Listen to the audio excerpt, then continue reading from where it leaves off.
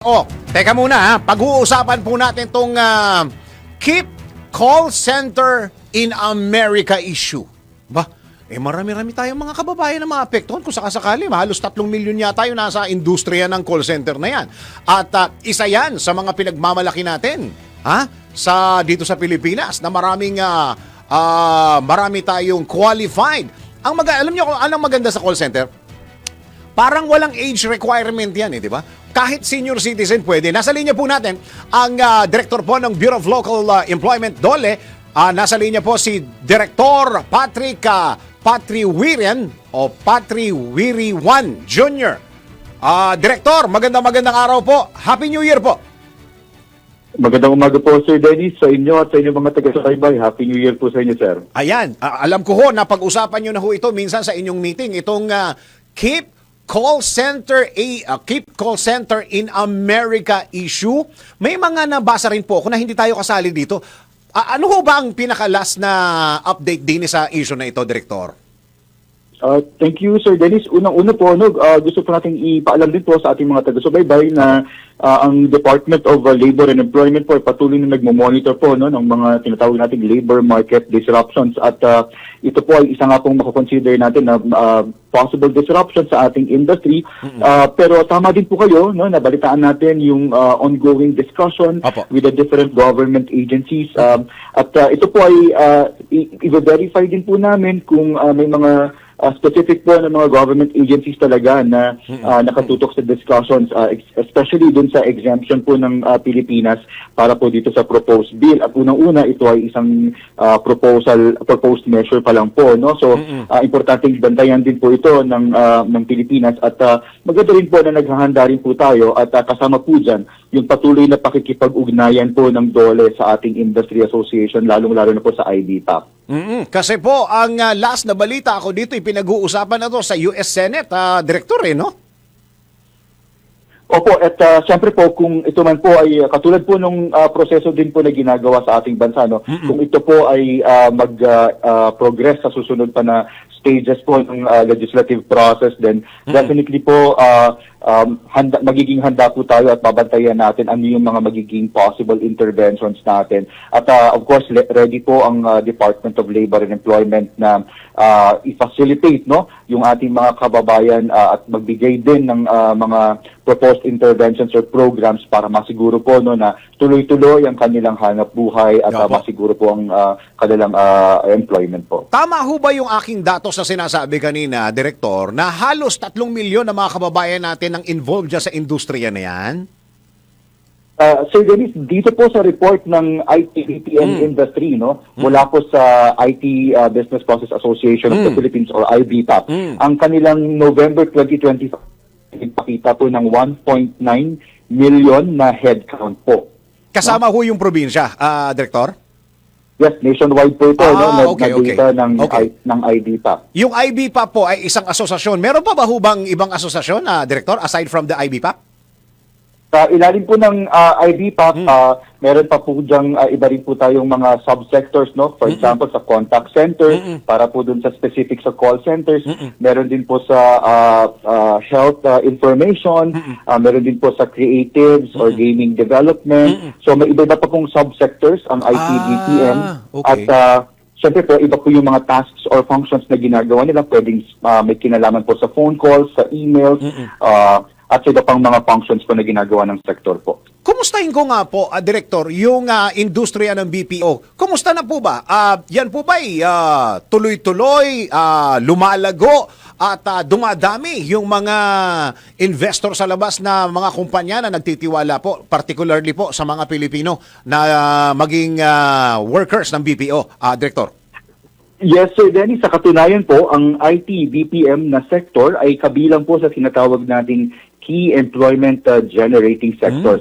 Inaasahan po natin ito sa at least sa ilalim po ng administrasyon po na ito, na mag-generate pa po ito ng patuloy na magpag-create ng trabaho, para sa ating mga kababayan. At ang isa nga po nating tinututukan dyan ay yung pag-adapt po ng industriya ng tinatawag nating mga technological advancements, kabilang na po dyan ang artificial intelligence. So sa usapin po ng technological transformations ng mga kumpanya sa IT-BPM, no? Patuloy po yung pakikipag-ugnayan ng DOLE at ng IBPAP kasama po ang TESDA sa pagbibigay ng mga interventions, upskilling and reskilling ng ating mga kababayan para po masiguro na kapag nag-upgrade ang mga kumpanya, nag-adopt ng mga technological transformation sa kumpanya, no, ay nakakasabay po ang ating mga kababayan.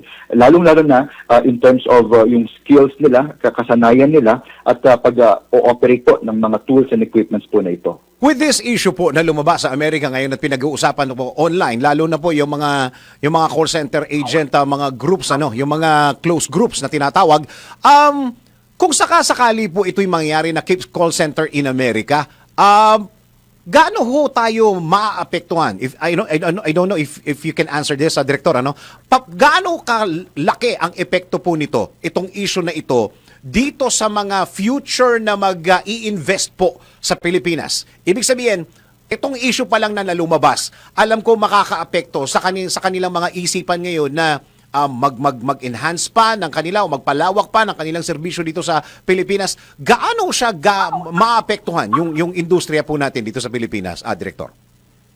Yes, Sir Dennis. Unang-una po, importante talaga, magkaroon tayo ng impormasyon. Kung sa ilalim po ng IT/BPM sector o sa mga call centers po na meron sa Pilipinas, gaano kami po ba dito ang nanggagaling sa Amerika, sa US po, no? At mula po sa impormasyon na yan, ay malalaman din natin ilan ang nanggagaling sa iba pang mga bansa, no? O sa Europe o sa Asia Pacific.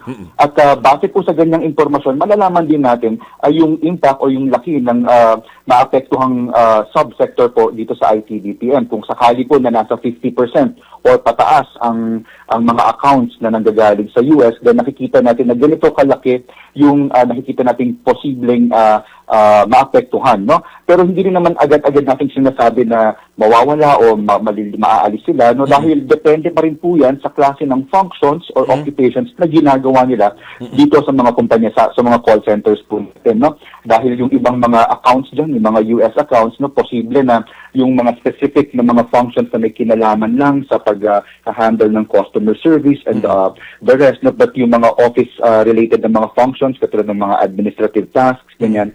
Yun. So, importante talaga, sir, na malaman natin yung impormasyon, buong impormasyon dito sa sektor na ito kapag if ever naipasa po yung batas, no? At kasama po natin ang sektor dyan, ang IBPAP, no? At makikipag-ugnayan din po tayo sa mga posibleng maaapektuhan sa kanilang industriya. Pero of course, importante din po na malaman natin a competitive advantage, no? Kaya po alam natin na patuloy pa rin ang pagpasok ng investment sa bansa na may kinalaman po sa IT/BPM sector dahil unang-una nga po yung capacity natin in terms of our language and communication skills, no, ay nangunguna pa rin, no, kumpara sa ibang bansa, at ito ay malaking factor kung bakit isa pa rin tayo sa pinipili ng mga investors sa pagtatayo po ng mga call center po sa bansa. Kasi nung binabasa ko yung article, medyo natatakot ako, Direktor, kasi ang nakalagay doon, parang yung mga investor na manggagaling sa Amerika at magkukuha ng serbisyo ng mga Pilipino, tatanggalan daw ng mga benepisyo at papatawan ng mga penalties, Direktor, Of course, importante talaga, sir, na malaman natin kung ano yung magiging final version nung magiging bill kung ito man po ay maipapasa, no, sa Kongreso ng US. So, importanteng bantayan po talaga natin yan at kasama po natin ng iba-ibang mga ahensya ng pamahalaan sa pagsisiguro po, no, na mabigyan po ng suporta ang ating mga kababayan sa ganitong mga pagkakataon po. Ito po, itatanong ko na ho yung pinakamalaking tanong sa ating pinag-uusapan ngayon, kung sakasakali po na ito po ay mag-push through. Sabihin natin, Direktor, itong year 2025, alam naman natin na Amerika, mabilis sa pagpasa ng batas yan, lalo na pag wala masyadong magiging problema diyan. Ito datos na galing sa IBPAP na halos 2 milyon. Sabihin natin, 2 milyon na mga manggagawa, paano natin sila matutulungan? Paano natin sila masusuportahan kung sakaling mangyari po itong kinatatakutan natin, Direktor? Yes po, Sir Dennis. Of course, ang mga programa po at servisyo ng DOLE po ay nakalatag naman na po, lalong-lalo na kapag kada taon may nababalik po tayong mga kumpanya na nagre-report po ng kanilang retrenchment or reduction of workforce. So, patuloy po yung, ganyan din po ang prosesong susundan natin. Importante po na ma-profile natin yung mga kababayan nating kabilang sa sektor na ito. Katulad na nabanggit ko kanina, kung ito ay 2 million man, kailangan nating malaman kung ilang porsyento dito yung may hinahawakang mga accounts or accounts na manggagaling sa US. So yun po yung importanteng mga impormasyon na kailangan din nating malaman. And of course, nandiyan pa rin po yung mga programa nating may kinalaman po sa employment facilitation, sa skills development, no?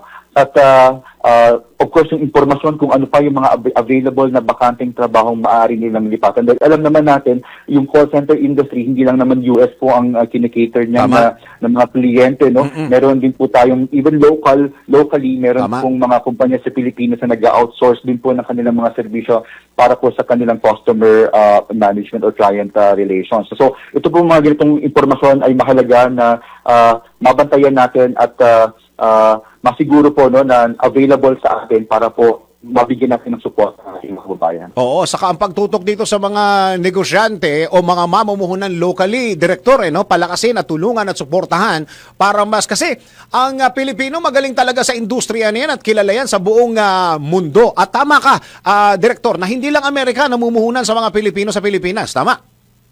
Yes po, sir. No, meron din po sa Asia Pacific at sa Europe, no? Tama. Yan po yung ibang mga sources po ng investors natin for this industry. Okay, so sige po, Director, kausapin po natin lalong-lalo na yung mga miyembro po ng call center industry na kinakabahan dito sa issue na to. Director, go ahead. Yes po, maraming salamat po Sir Dennis. Of course, patuloy po ang pakikipag-ugnayan po ng DOLE with the IT Business Process Association of the Philippines at the Contact Center Association of the Philippines po. At ang pakikipag-ugnayan po na ito no, ay hindi lamang may kinalaman sa pagsisiguro ng employment ng ating mga kababayan, pero yung patuloy po na pagtaas ng kasanayan ng ating mga kababayan sa pamamagitan po ng mga ginagawa nating partnerships sa mga programa nating may kinalaman sa youth employability, sa skills development, enterprise-based training, and education programs po ng mga kumpanya. At patuloy po tayo makikipag-ugnayan sa iba pang mga ahensya po ng pamahalaan para po magkaroon ng program convergence at masiguro po na appropriate at responsive po ang magiging interventions po ng pamahalaan. Yo, Director, Happy New Year. Happy New Year naman bigyan mo na ako ng isang bonus na question. Ang aking bonus na question, kumustahin ko lang yung pag-aaral ng Department of Labor and Employment dito po sa pagdating ng AI dito sa Pilipinas, Director.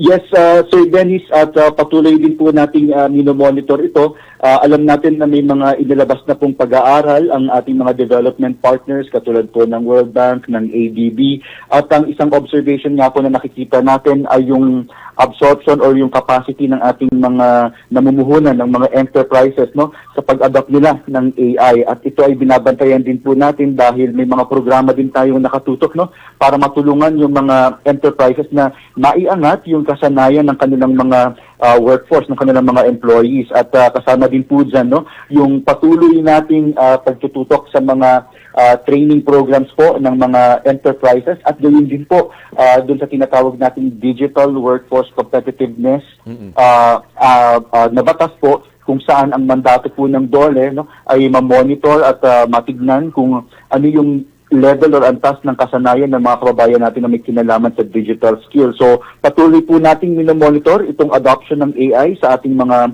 kumpanya at handa po ang DOLE na magbigay po lalo na sa ating mga micro, small, and medium enterprises ng mga interventions para po matulungan sila sa transition po na ito. Iyon. Director, maraming salamat po sa binigay niyo sa oras sa DWIZ and Happy New Year din, Director.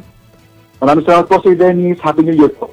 Director po ng Bureau of Local Employment DOLE, si Director Patrick Wiriwan Jr. Ronda Pilipinas. Banggitin ko lang tama ho yung aming napag-usapan ni Director kanina, yun ho mga mamumuhunan, kasi pinag-uusapan ho ito sa Amerika. Nasa Senate na ito nasa US Senate na po ito. Ang gagawin po, doon po sa mga lalabag, sa mga lalabag, kasi act pa lang naman yan, pinag-uusapan pa sa US Senate, doon sa mga lalabag na kukuha, sabihin natin na kukuha ng mga empleyado dito sa Pilipinas, mabibigyan po ng penalty. Pati yung kanilang mga benepisyo doon sa Amerika maapektuhan. So, isa dun sa mga bahagi ng bill na yan ay dapat daw kung ang Amerikano ay tumatawag sa call center, whatever regardless of the purpose, sasabihin daw dapat nung call center agent na yon kung siya ay nagtatrabaho sa Amerika o sa Pilipinas. So meron daw meron daw karapatan ang isang lokal nila na humingi ng isang local worker. Kapag humingi na yung lokal nila ng isang local worker, hindi na ho tayo kasali doon. 'Di ba? Kahit naman ikaw, ako nga naisip ko, kung ikaw ay isang Pilipino, gusto mo makipag-usap sa isa ring Pilipino na call center agent, lalong-lalo na may gusto kang malaman. Hindi ba? Kaya, pansinin nyo, yung mga call center agents, ang gagaling mag-English. Kagagaling. Kagagaling. Mamagaling yung mga yan. May mga training yung mga yan. May mga education yung mga yan. At kapag narinig mo sila, na kapag nag-English sila, parang hindi Pilipino eh. Parang hindi mga Pilipino.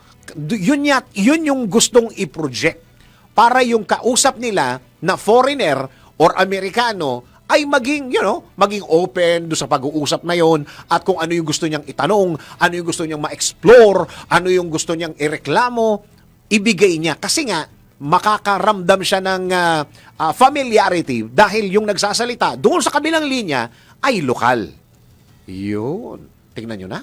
Halos sabihin natin 2 milyon yung sinabi ng IBPAP. Meron pa palang ibang industriya. So tama yung aking datos, halos 3 milyon yung mga kababayan natin maapektuhan. Nako po, pagka nangyari yan, 3 milyon na walang trabaho diyan. Ang masakit pa dyan, ha? Ang call center agents po, walang age requirement yan eh. Ultimo yung mga senior citizen ay may trabaho diyan.